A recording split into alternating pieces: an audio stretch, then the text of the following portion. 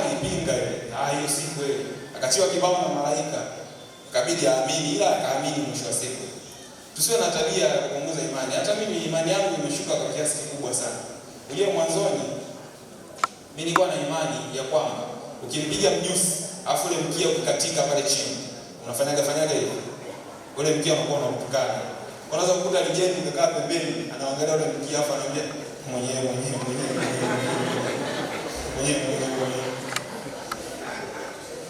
Na mwenzia kike akikuta anasema mwenyewe, anamuuliza wewe vipi? Mkia unatukana, mnajiunga hata saba mwenyewe.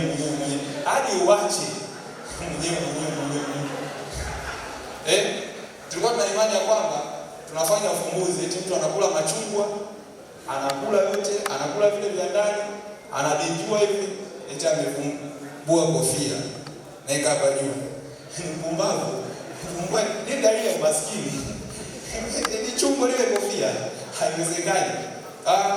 Na imani yangu imezidi kushuka zaidi na zaidi kwa watu wanene. Jamani, mimi kushakuwa mnene mimi sikuamini. Serious, na sio mimi tu. Jamii nzima tumekataa kuamini watu wanene. Kabisa. Hata mtu mnene akipita ana pisi kali, imenyoka. Wakiwa wanatembea na demu wake, kila mtu ataanza kujiuliza swali hili, sasa jamaa anafanyaje mapenzi? Yaani watu wanene tumepoteza kabisa matumaini nao. Hata mtu mnene ukimkuta msibani analia, serious analia, msiba umemgusa. Jamii nzima inasema mshikaji ana njaa. Jamaa analia chakula.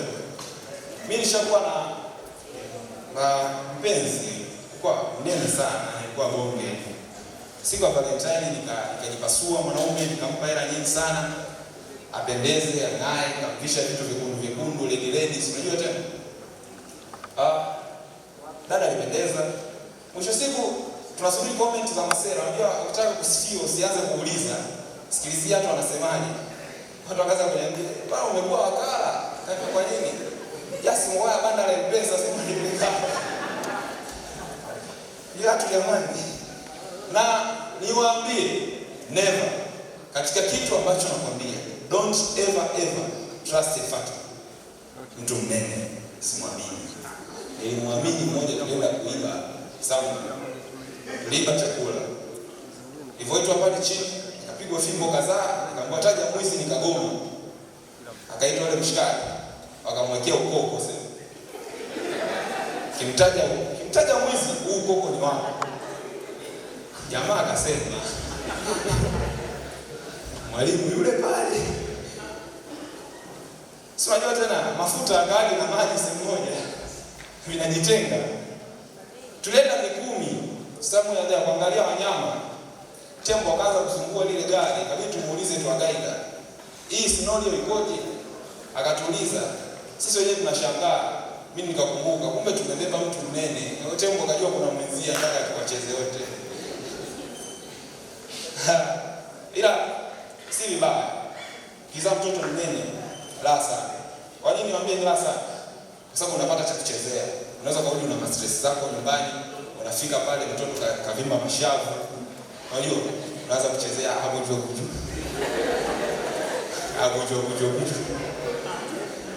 Abuju na anatoka mate. Abuju. Reflex. Au sio? Ila changamoto inarudi tena. Abuju baadaye anakula kilo ya unga. Abuju anamaliza sinia. Si vibaya sana, lakini watu wanene nao ni binadamu jamani. Sio hivyo. Tuwapende, tuwasaidie kwa sababu wao wenyewe hawapendi vile walivyo. Yaani wanatamani nao wawe sehemu ya kitu fulani. Kwa jina naitwa Mr. Rancho.